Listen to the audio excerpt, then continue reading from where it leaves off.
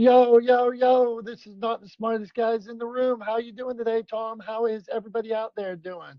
What's going on, my friend? I'm doing well today. I'm doing well, feeling pretty good. Although I did have a slight mishap in the kitchen this morning, which was like sort of annoying. I got home from swimming, went to get the yogurt out of the fridge. Was going to have a little yogurt and granola, little second breakfast because I have like a little snack before I go swimming, right? Okay.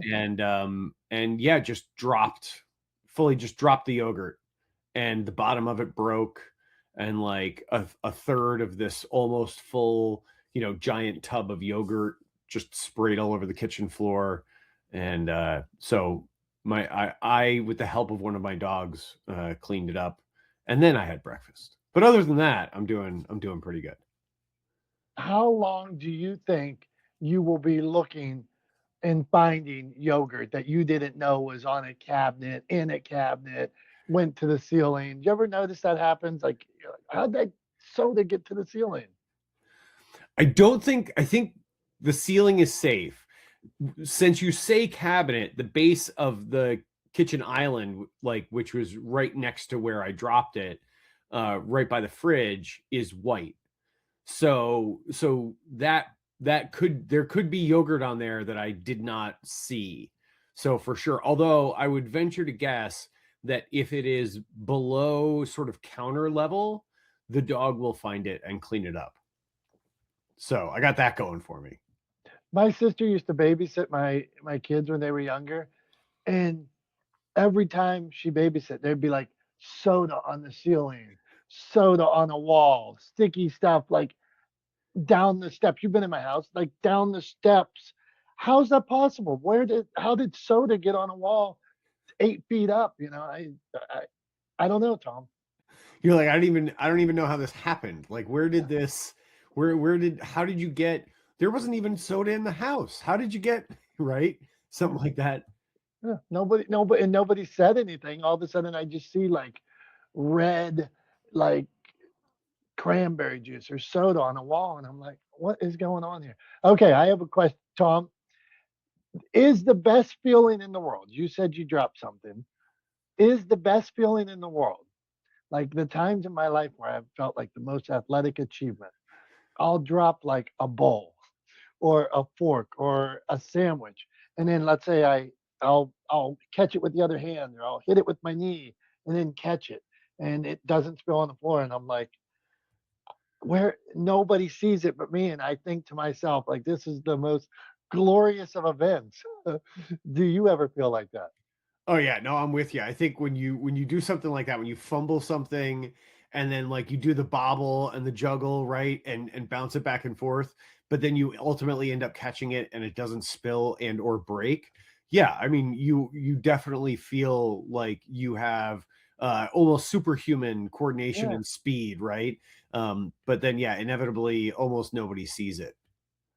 Or if they yeah, do, all you get is nice save, yeah, right. They right? laugh Or at you something for like that. spilling it. I'm like, what? You didn't just see the dexterity that took place, the hand-eye coordination. I was like a premier athlete at his peak in like the ninth, bottom of the ninth, hitting a home run when I caught that. So, all Right? right, Tom. Yeah, You're like, nice save. I'm like, freaking Spider-Man over here. What are you talking about? right. Yeah. I like to know her dad just did this. Go on. I was gonna say, fun fact. Depending on your definition of fun, I think it's a fun fact. But Spider-Man with Tobey Maguire, when there's that scene early on when he first gets his powers and he's in the cafeteria and the tray gets hit, everything flies up in the air, and then he catches everything on the tray. That's real. That's not CGI. They shot that. I forget how many times, but that's him catching everything on the tray is real. That's a practical effect. They did it a bunch of times until he nailed it, but he actually caught everything on the tray. They sped it up a little bit so it made it look a little bit faster, but like he legitimately caught everything on the tray like that. Well, I'm glad you told me that because that Spider-Man is one of the greatest superhero movies of all time. It is when superhero movies were pure, Tom. What do you say on that before we get to GEO and SEO? I mean, I'm a Spider-Man fan, right? Like I like the Spider-Man movies. I never got huge into comics, right? But I always enjoyed sort of the stories kind of brought to life. I never like physically got into like reading comics or collecting comics when I was a kid, but I always liked the cartoons. And I've always liked Spider-Man because I think Spider-Man was like, just like just like you or I, like just a regular kid who happened, a smart kid, but who happened to sort of be endowed or imbued with these powers, and then struggled with what to do with them and how to use them in a productive, good way. So yeah, I mean, I think from that perspective, yeah, I've always been a Spider-Man fan. Of course, man. He's the coolest. Tom, okay, today we are going to talk GEO video. GEO is the new SEO. So you brought the subject up, Tom. So clarify what you mean by this and let's go. Yeah, so I'm sure you have, right? I think anybody sort of in business, whether you're an entrepreneur or you work for a larger company or you're in marketing or whatever the case may be, the term SEO has been sort of part of our business lexicon for over a decade now, right? And probably the better part of 2 decades. And SEO has always been sort of a huge spend and a big investment for a lot of organizations, for a lot of companies, for a lot of brands, because the thinking was, if we're going to optimize our search engine performance, we basically have to play the game that Google wants us to play. And in order to play that game well, we have to hire someone who's a Google partner who's been trained by Google in how to play the game, right? And so you end up with this sort of like this self sort of sustaining system where SEO is businesses are told that SEO is really important. They believe that SEO is really important. Therefore, they hire someone to help them with SEO, and so that they can rank higher on Google, right? And sort of Google people pay Google to get trained on how to rank better on their search engine, and then they turn around and charge people for putting that training to use. And so you end up with this like cycle of Google makes money, the SEO marketers make money, right? And this bill is sort of underwritten by brands, and people just accept it as like sort of a cost of doing business. Um, but where we are now is more and more people, the trend is increasing that more and more people are moving away from Google, right? And search engines. People always say search engines, but really, I mean, like, I'm just calling it like I see it. Really, we're talking about Google, because who uses anything other than Google, right? Like, nobody here knows anyone that uses Bing, right? I mean, like, very few people use alternative search engines. Google is pretty much, the 800-pound gorilla in the room, right? So yeah, so you're paying to use, you're spending a lot of money to rank well on Google, but now people are moving away from Google as their way to discover things, right? To find stuff, and even to find brands and businesses to support, so or to buy from. And so when we talk about GEO is, instead of search engine optimization, it's generative engine optimization. And the generative engine can refer to generative AI, right? So ChatGPT or Claude, or Google Gemini, right? Like one of those AI models being used as a search engine, which a lot of people are doing. But also, it can mean social media platforms, right? So TikTok, video platforms like YouTube, and sort of video first or video favored social media platforms like Instagram, right? TikTok, I actually think of TikTok as a short form video platform. I don't really think of it as social media, because there isn't really a huge social component to it. You're not using it to connect with other people, stay up to date on their lives or them, really, like, it's used to just consume more than it's used to kind of stay in connection with. So I don't really see it as a social media platform. That's probably a conversation for another day. But at the end of the day, what you're ending up with is now the statistic that I've seen a couple of places is about 40% of Gen Z users initiate their searches on platforms other than Google. So almost half, right? 40% of Gen Z users don't go to Google as the default way to find out about something. Um, and so what that means is what you should be doing is, rather than continuing to dump tons of money into SEO, is looking for ways to improve your GEO, right? And the way to do that really is through video content, right? Is through building trust and reputation on these platforms with real, authentic content.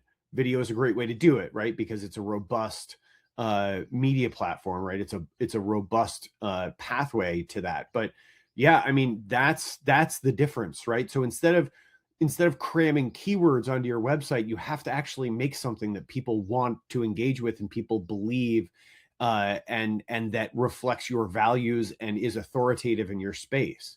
So the conversation is shifting. GEO is not SEO kind of in a different wrapper, right? It's not SEO with a different facade. It's a whole different animal, and it requires a robust outward facing content strategy to be able to improve your GEO rankings, right? To be seen as an authoritative, authentic voice in your space, because that's what's going to get you the reference that you want through generative platforms when people go to like ChatGPT or Claude, or when people search on Instagram or on TikTok or on YouTube for things associated to your space. If you are considered an authority in that space, well, then you're going to rank higher, right? Because you're going to have better engagement. You're going to have more people commenting. You're going to have more shares, right? So all of that kind of stuff that comes from good content is ultimately what GEO is all about. So the conversation is shifting. It's no longer about cramming keywords onto your website or backlinks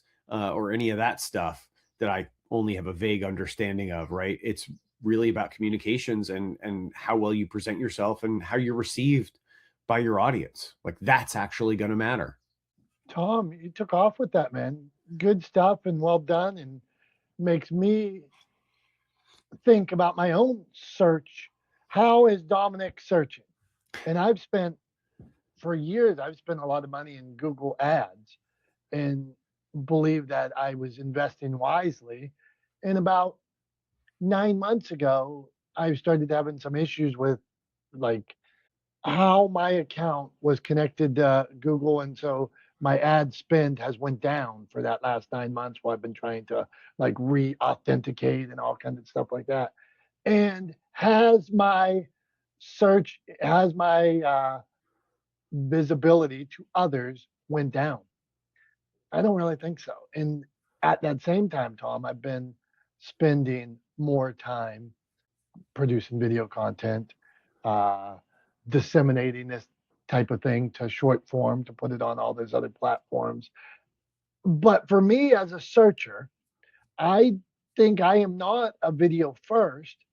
I think I have morphed to a direct AI asking, give me answer to this. I have this problem and I want this answer. How would I get from here to here? And so the thought that you're going to give me, like, let's say I search that same thing in YouTube, I'm going to get 900 choices, 600 choices, 50. If I can find the right thing, it's a scroll. With the chat, I can say condense this into five bullet points, the same question. And so for me, I think I'm able to get my answer quicker, which is making me. I was always searching Google, and now I'm like, well, why would I look? Why would I just did it 10 minutes ago here. Why would I do that? I could just ask the answer, and it'll give me three different sources. Go on, Tom. Yeah, well, and I was going to say too, I think if you've noticed in the last couple of months, Google has changed the way their sort of their AI, their Gemini answer that pops up at the top of every Google search now, right? Um, that that Gemini answer has improved and is more like the answers you get from ChatGPT or Claude than it used to be, right? And that's exactly to kind of fill that gap, because people are moving away from Google because they're finding better results, better condensed results, more focused results from from ChatGPT or Claude. But I would also say that what that opens up is now you can treat Google like maybe a kind of free version, so you're not using up tokens in on your subscription to ChatGPT or Claude to do web searches. You can go to Google and you can type into Google, give me like the same kind of prompt you would give to ChatGPT or Claude, give me the top 5, answers to this question, right? Search the internet and give me the top 5 answers to this question, right? And it'll give you what you're asking for, right? Rather than kind of burning through tokens on ChatGPT or Claude for that kind of stuff.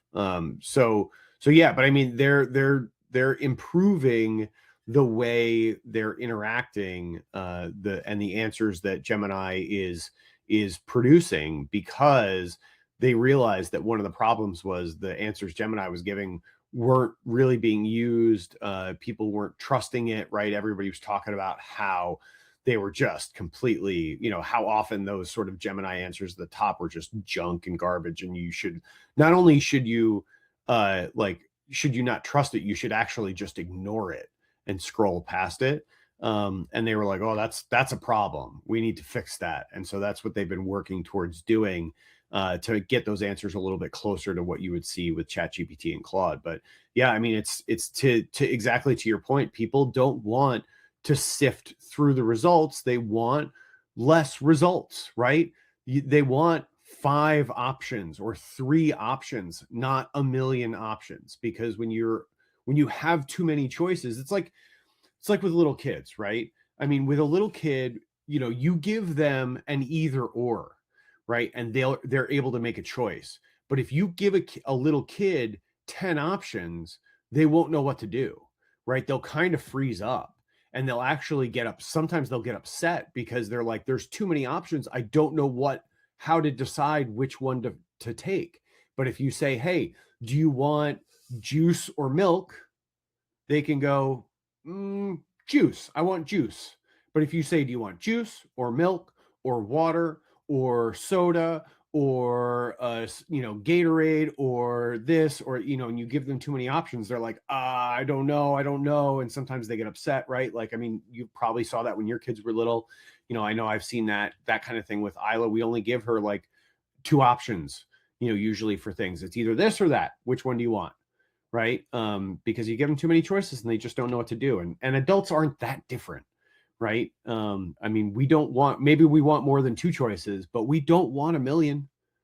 We don't want a million options. We want 3, 5, 10, right? So that's one of the things that generative engines tend to do, is they help us narrow down those option lists so they're actually, usable.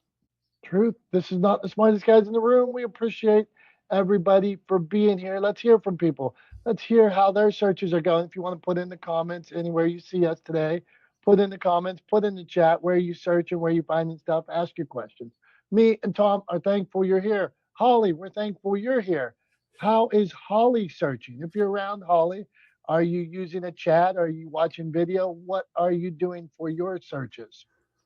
I think this is a really interesting conversation, and I sat in on a kind of a lecture thing on GEO late last week, I guess it was. Just found it very, very interesting. Um, I didn't really realize that I was using it because I didn't really know what it was until that point. But I do use GEO. I also use, just searching Google, and I think it depends on my time and really what I'm doing. If I am looking for a pat answer or I need something quickly, um, I'm kind of in a hurry and I want to get this out or get this done, I will definitely go to Chat GPT or Claude and ask the question and get back what I need quickly. If I'm just kind of taking my time and searching or looking or whatever, I will often go to Google or YouTube or something like that and kind of sift through because I do enjoy that. So I utilize both, but I think it just depends on my purpose and my time when I do that. Thank you, Holly. Good point. So she's doing a time base. So if she needs quick, she's going to the AI. If she's got a little more time to search, she's going to Google. What do you think, Tom?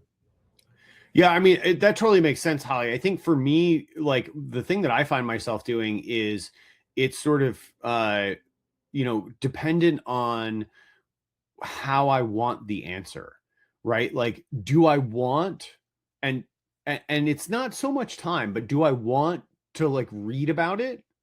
Or do I want to watch a quick video about it? Or or what, like rather, like what is my prep? Do I want to do a deep dive on something and kind of like maybe take in a few different sources? And for me, like I'm a relatively quick reader, so if I go to Google and I find a bunch of websites, I can kind of skim through different articles and things relatively quickly and get sort of a more rounded view of something. But if I just need a straightforward quick answer, like how to do something is a great example of this. Like if I'm just looking for how to do something, how to get from A to B, then for me, like a video is a great way to do that. And I'll either go to YouTube, or if I really just want to cut to the chase, I might go to Claude or to a generative engine, or even to Google and just say, I need a video that shows me how to do this, right? Find it for me. And then I can even just go away, do something else, come back a minute later, and it's got a video for me to watch. Right. So I think for me, it depends on how I want the answer, the format that I want the answer in, because it also that sort of depends on what I'm looking up, right? Is it something I really want to sort of nerd out on and do a deep dive on and read a whole bunch of information about? Then I'm probably going to Google and skimming through a bunch of articles to get a kind of multi-perspective view of the topic. But if I just need a straightforward, like how do I get from A to B, I probably want a video for that, and I'm probably going to YouTube or a generative engine for that. So yeah, so I hear you though. Like for me, it's sort of how I want the answer, context or delivery method dependent, I guess. But yeah, totally understand what you're saying. What about you, Dom? Do you find yourself doing that at all, or are you just always generative these days? I was thinking about this. Like, if I'm out at my pool trying to fix my pool filter and I don't have any idea what the pieces are, the parts are, I'm looking at it, it's all like in Spanish to me. I'll go to a video and I'll watch and be like, oh, because I really don't know what this person's talking about. But then when I can see, oh, this is the piece on filter I need to unscrew, or the pipe that I'm looking at, or something like that, then I'm a video guy. But I was thinking about this. I'm creating a portal, Tom, I'm using this app, Replit. It's like a coding app, and I'm creating a portal for my Motivation Champs community, my authors and stuff, my clients, and the contractors are going to be able to use it, and I'll be able to use it. And this is everything from payment to resources and everything in between. On this, I had resources. These are like PDFs that we've created over time, like 25 best places to sell your book, 10 best ways to 10 tips to story structure, 10 tips to front covers. I have all these videos I've created. And at first, I was just putting the resources as the PDFs, like the PDFs that we've written over time that I share with these authors, content calendar, that kind of thing. Then I realized, wait, if I'm going to build this, they should be able to watch the videos too. And so now all these videos that I've been storing, me and you talking about publishing, me and you talking about how you can send some videos my way, me and you talking about how to hold a camera, me and you talking about uh, how to write a better story. Now I put all those in the portal. So now what I'm seeing already and just building it, that it's half video and half PDF, and I'll let them make the choice, Tom. So even in my building, I think I need to get current of look at what's really going on. People are watching video. Sure. Makes sense. Makes sense. Let's Tom, go on. oh, I was just gonna say, what do you say? Let's maybe hear from some other folks and then Hold we'll on. No, I don't know. They don't get to talk yet. It's time for Tom's Thumbs. Then you Uh-oh. all get to talk. This is an important time of the day. Tom's Thumbs, middle of the show. Tom, a thumbs up or thumbs down. Me and my buddy Jimmy were riding. He picked me up yesterday in his Jeep. No doors on it. We were going somewhere. And I'm like, my hair is blowing in the wind. He's like, what's wrong? We had to go like 30 miles away. And to a nice place. So anyway, the question came up and we were talking about something and he said, ask Tom this. That's a great Tom stuff. And I don't know if you know about this, so I'm going to get to it. Tom, in the Jeep world, a lot of people give ducks, little yellow or colored ducks to people with cool Jeeps. Does Tom give a thumbs up or a thumbs down to this practice of exchanging rubber ducks for cool Jeeps? So here's a funny thing. So like I have owned multiple Jeeps. I actually owned I've never had a Wrangler or a CJ or a TJ. They've all been Cherokees, right? XJ. So I've owned 4. They stopped making them in 2001, and the last one that I had, which I sold a number of years ago, was a 2001. I'd done a whole bunch of work on it when I lived up in Alaska, and actually drove it from Alaska back to New York, hauling a camper when Becky and I moved back to New York from Alaska. So put a lot of miles on that Jeep. I think it had like 160 something thousand miles on it when I sold it. But I have spent a lot of time in Jeeps over the years. I have never, the whole rubber ducky thing happened after I stopped driving a Jeep. Couple of things. I have no idea what it is about. I have no idea how it started or why it started. I don't really get it. And actually there started to be some cases that I've seen kind of making the news where people have been getting tickets for having like their whole dashboard sort of covered or lined with rubber ducks for some reason, right? I don't understand it. I mean, like Jeeps are not amphibious vehicles, right? Like they don't go in deep water too well. They're not one of those sort of off-road vehicles that's notorious for being able to fjord really deep water. In fact, generally speaking, you don't want to get too far past the sort of drive shaft, the axle line on your wheels, which is halfway up your wheels. So you don't really want to go through more than like maybe a foot of water in most vehicles most of the time, unless you have it specifically set up to go into deeper water. So I don't really get it. It doesn't make any sense to me. Maybe if somebody explained it to me and like the history of it or what, but it just seems like one of those fads. And I'd be willing to bet too that like a lot of people who have their whole dashboards covered with ducks, if you ask them what is that about, they would be like, oh, it's a Jeep thing. And then you said, yeah, I know, I get it. It's a Jeep thing. Jeeps have the ducks on their dashboard, but why? I would be willing to bet that a fair percentage of people will go because that's what you do, or because it's a Jeep thing, right? And what they would really be saying is, I have no idea. I don't know. I'm just playing along because I feel like I should, because it's what everybody else with Jeeps is doing, right? So yeah, I mean, I kind of think that I think it's gone too far, right? It's one thing if like you have a duck or like you exchange ducks, or maybe you've got like a couple of ducks, but like having your whole dashboard lined with ducks is just looks ridiculous and doesn't seem to make sense. Like to have so many rubber ducks on your dashboard, you're actually getting a ticket for it, seems a little bit crazy to me. I think we were good with just the old-fashioned Jeep wave, right? Like just the acknowledgement, like, hey, I got a Jeep, you got a Jeep. How's it going? Good to see you. Jeep, right? Like that seemed good enough to me. Like, what are we doing with ducks? Why do we got to embellish it? Why do we got to change it?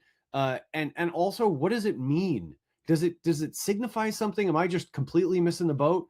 I don't know. I'd be willing to bet that a lot of people who have the ducks don't know what they're for. That they're just going along with the trend because they feel like they should. And for all of those reasons, I think it gets a thumbs down.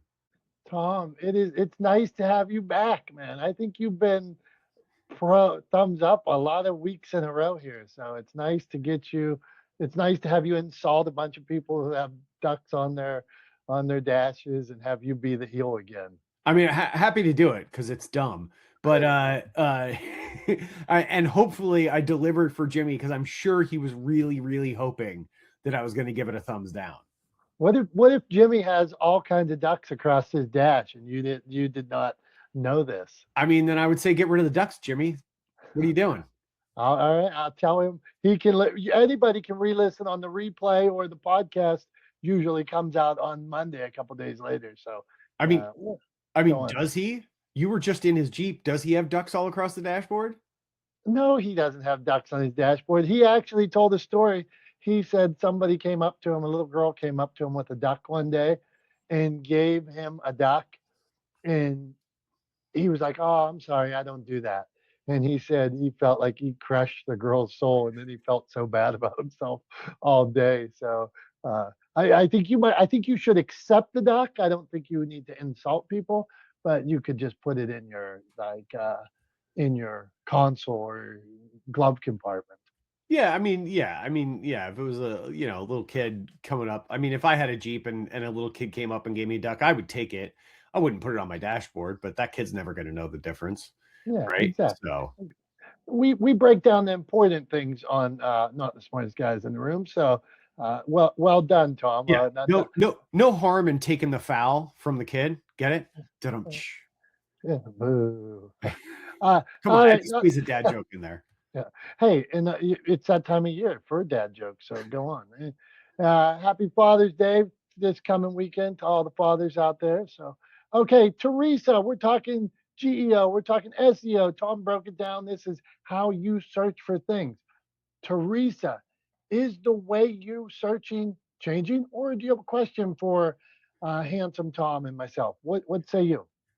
Okay, so I find that the only way I search for things are on Google.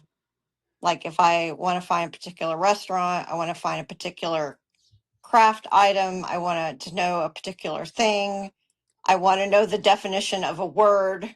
I'm not looking up the dictionary anymore. Dictionaries and encyclopedias, they don't exist anymore. I mean, I probably don't even have my book from college on the, I don't know, is it Strunk? The elements of style. I mean, I just, everything's on Google.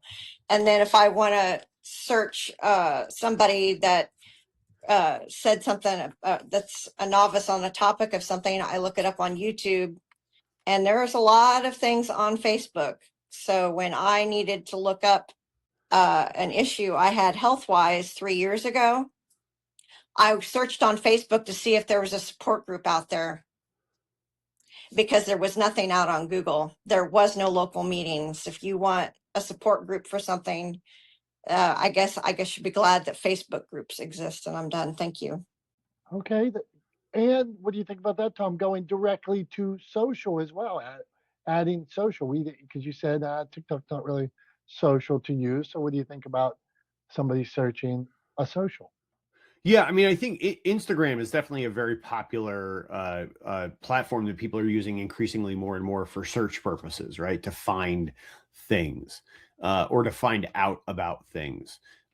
Because there's a lot of people sharing sort of authoritative content there, right? There's a lot of people sharing informational, thought leadership style content on Instagram as well as on LinkedIn, right? So like, and for example, like I know, like when I share content on LinkedIn, I also post it on Instagram because like, why not? It takes 30 seconds. It's copy and paste, right? Like I'm just using the same caption, whatever. Like I'll just throw it up on Instagram as well. So, you know, I think no harm, no foul in terms of like, you know, putting it on both places. And I think that's also the reason why we're seeing an increase in search on social media platforms like that, right?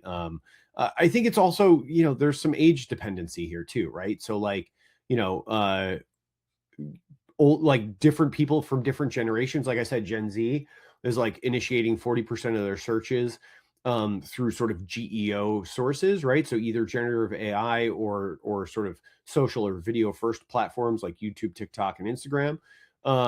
You know, whereas you know millennials and Gen Xers are probably still favoring Google because it's what we're more used to, right? It's what we've been using the entire time we've been searching on the internet for stuff.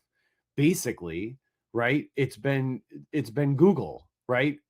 Since the days of Ask Jeeves, it's been Google that we've been searching the internet with, and so that's what we're used to, and people, you know, have a tendency to stick close to what they're used to you know, when adopting something new seems foreign or daunting or more of a challenge than they want. But yeah, for Gen Zers, it's all GEO all day. There we go. Julie. So this is Julie's space here of SEO, GEO. She does a lot of SEO and Google Analytics and things like that. So, Julie, do you see a shift in where people are searching or how you have to position your clients and such? Well, of course, yeah, there definitely is that shift going to all AIs, and it's like the fight to the very end, which AI is going to reign supreme. And I like, you know, the three top kind of search engines, SEO, GEOs, and HEOs. Just, I don't know if you've noticed, Dom, like I started rewriting all our show notes for the podcast for GEOs to make us authoritative. And to show our experience, our expertise, trustworthiness. So even if you put FAQs in your show notes or blogs or something, any content out there digitally, that is kind of a great way to ease into GEO. So I definitely noticed huge shift, but I still use Google for some things, you know, absolutely, because I think it's still important to have a digital presence. I don't think Google will ever go away, and that all important Google Knowledge Panel, people still are paying a lot of money to try to get a Google Knowledge Panel. Thanks. Julie, I think, yeah, I mean, I think you're right. I mean, Google's not going anywhere, and that's definitely not, you know, definitely not what I'm suggesting or what the research is suggesting either. I think the important thing, right, is, and to your point, you know, using or changing the way the show notes are written for your podcast so that they read more authoritative, right? So that they're more likely to be delivered through GEO search is an important differentiation. It's not about the words per se, right? Like, you know, SEO is all about keywords. It's not about stacking keywords, right? It's about the tone and whether or not it is authoritative, right? And authentic, right? Whether it reads authentic. And so that, like, that's the sort of the premise, the underlying premise is that GEO is not, you know, SEO with a new, you know, a new wrapper on it, right? It's not the same thing with like a different first initial. It's a whole different animal, and you have to treat it differently, as you were saying. So thanks for sharing that. Appreciate it. Dr. Tachi, curious to hear your thoughts on GEO versus, you know, SEO. The sort of the consensus is that SEO is no longer or should no longer be the focus of your efforts or your spend when it comes to being found online, that really you should refocus and double down on efforts to improve your GEO sort of visibility. And that really revolves around authoritative content, value-driven content, and ultimately just having good content and a good content strategy. So curious to hear your thoughts as we see this kind of shift happening in search. Good morning. Yes to all of that. I may have mentioned this before, but I don't know that you should completely stop, just in my opinion, completely stop efforts with SEO. I understand that is now the quote unquote dinosaur, but there are still people who are going to look that way in terms of just using Google or a search engine to look it up. So I think that still matters, particularly if we're talking about some people that are from older generations. You know, this is what they know, so this is what they're going to go with. But there is definitely promise in things like GEO, SEO, AEO, etc. So, for example, there was a really big say. I work with a realtor doing video and social media, and there was a really recent closing that he had. And when he asked how they found him, they were like, "Oh, we found you on ChatGPT." He has actually been doing so much work in terms of improving his findability through these generative AI search engines, if you will, that he's now being found for this. So it works. If you spend time and energy to boost that, it absolutely works, and I've seen it in real time. I'm loving the conversation today, and I want to know how. Sorry, Tom, I want to dig right in. Dr. Tachi, how would somebody boost it besides going in and saying, "Make me the world's greatest publisher, make me the world's greatest athlete"? What are you have any thoughts on that? I'm not necessarily the architect behind that, so I don't necessarily have any thoughts. But one thing that I do know is that content really does matter, and I am the architect of the content that we put out. So I've noticed as one thing he went from, like, when we started doing things, and I was like, yeah, we need to make some videos. Let's start a whole series. And so he became known as the video realtor. And so and I've been working with him now for 9 years, and we've been consistently producing a show every week, or a segment every week, that talks about real estate and what's happening. And then as he started, because he pays attention to the trends, he started educating himself on AI and how that was being infused in the real estate industry, and trying to be on the precipice of that.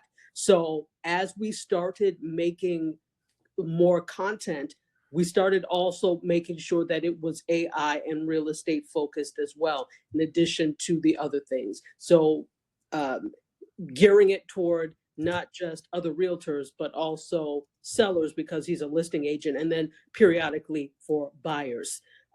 So I've just noticed that the more content we do, the more it is picked up in terms of relevancy by the search engine, and that's how they were able to find. And I think that's also kind of, because it's scraping. AI doesn't exist on its own. It's scraping what is already out there. So if it constantly finds our stuff out there, I think that's a way of it optimizing. But again, I'm not an architect of this. This is just my guesstimation. I love it, Dr. Tachi, and I'm a believer in this content out, output out, that consistent output, get it out to the world. And then when people are searching, I've had so many people over the years that started to make content when they were writing a book, when they were releasing a product. They started to make content, and then they stopped. And you never saw the content again. And so there was a week, a month, there's no new content, there's no new interviews, there's no new stories, there's no new videos about their product. So I believe 100% keep making that content. PSA, here it is. You all know I am a sports fan. I love my Steelers. I love my Pirates. I love my New York Knicks. The Knicks just won the championship. I was thrilled. I was jumping up and down. My PSA for today is, if you are at a game and win or lose, if at some point you close your hand and make a fist and throw it at somebody from the opposing team, their fans, you're an idiot. Quit fighting everybody. Quit breaking shit after you win. If at any point, if you win or lose, if you make a fist, if you decide to break something, if you decide to throw something, if you decide to injure another person, you're an idiot. You're not a good fan. Your team won, your team lost. And they'll be back again and it'll be sweeter than before. But don't try to fight people. Stop it. All right.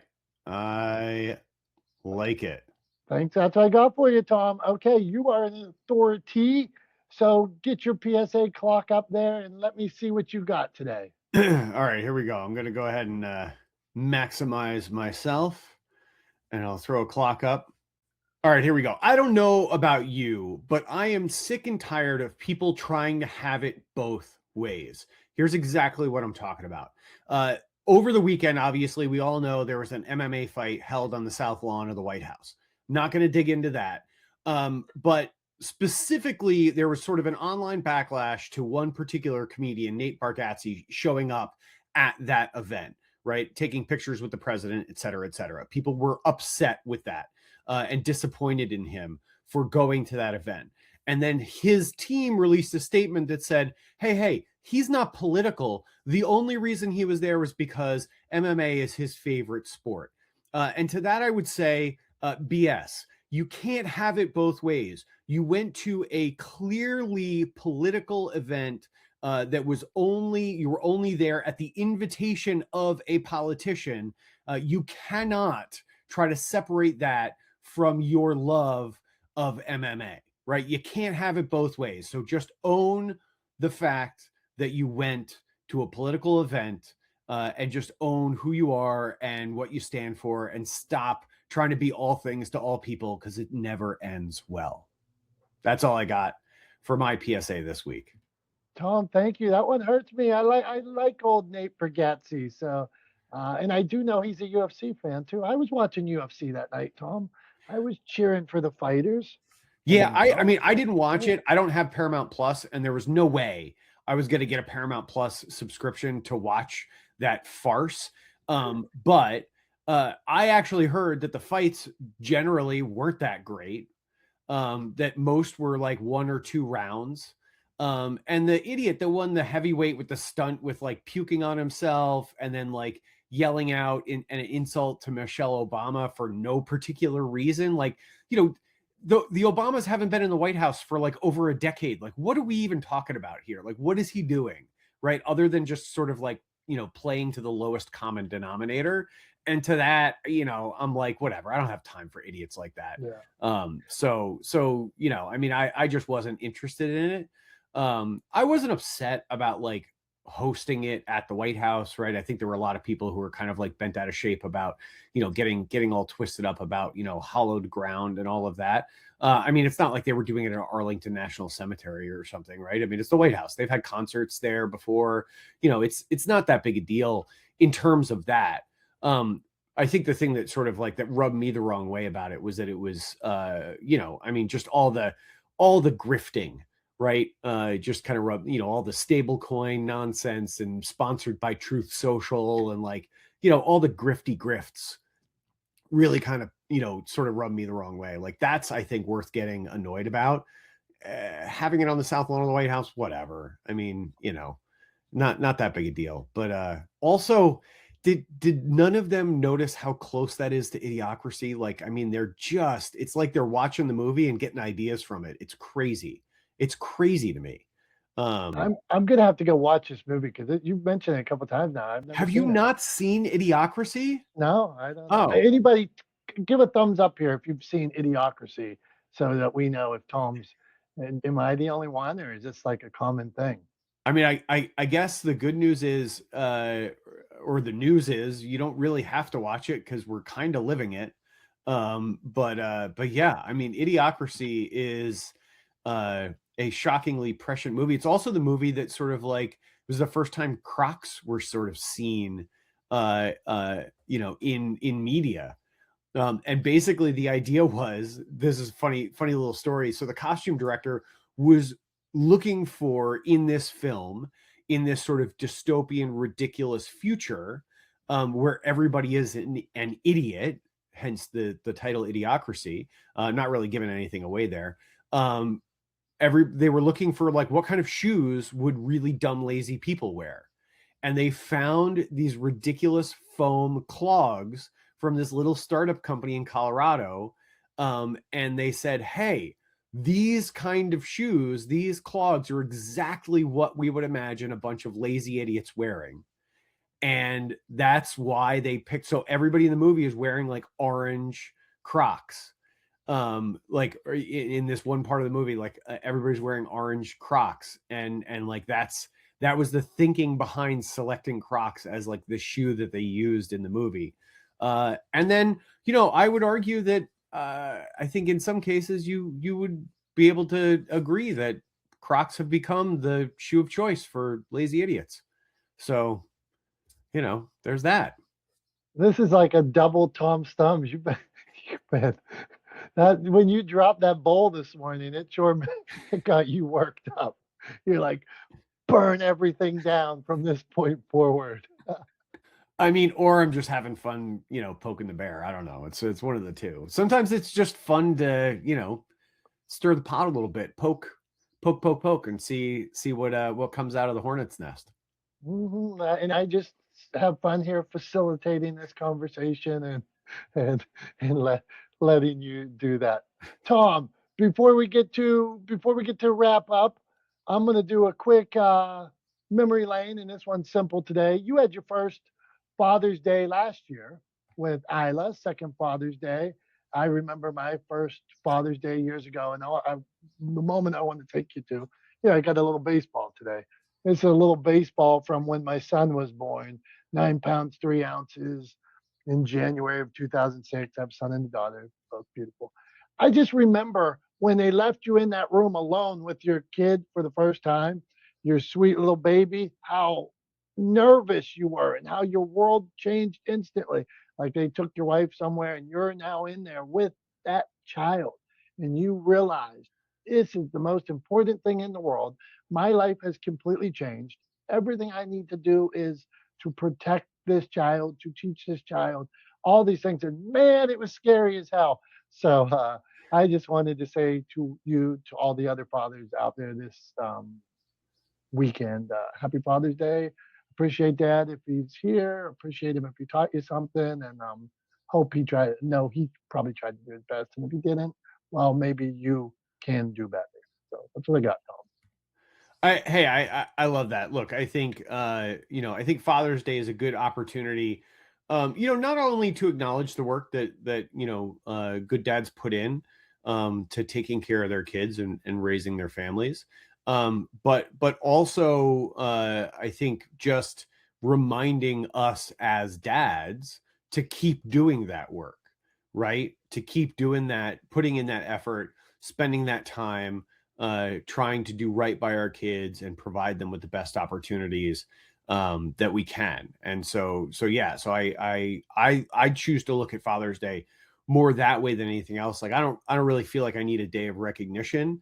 You know, I mean, let's just be honest. You know, I mean, Becky puts in far more work than I do taking care of Isla as a stay-at-home mom. So you know, she puts in way more work than I do on a day-to-day basis. No question. She deserves more recognition than I do, without a doubt.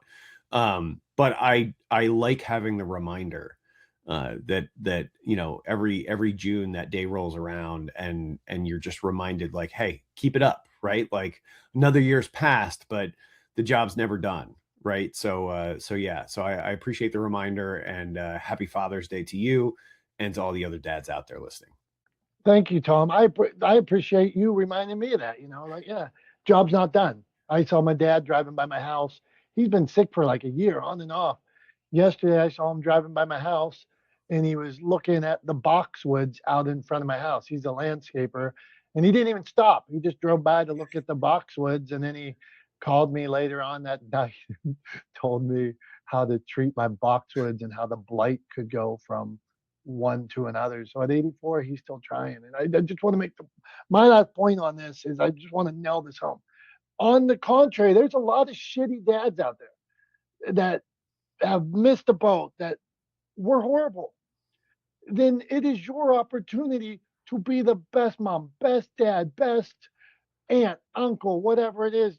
You don't have to. Somebody told me one time the apple doesn't fall far from the tree unless it wants to. And so I would encourage that person, roll, baby. You can roll right away from that tree and just be the best you can be. So, Tom, that's what I got, man. I'm fired up on that. I appreciate you. Tom, you have hard work here because you were shot out of a cannon, then you turned it around and wished all these fathers happy Father's Day. So how are you going to bring this all together? I appreciate that, Dom. So yeah, I think really, really simple, straightforward wrap up for us today. It is this.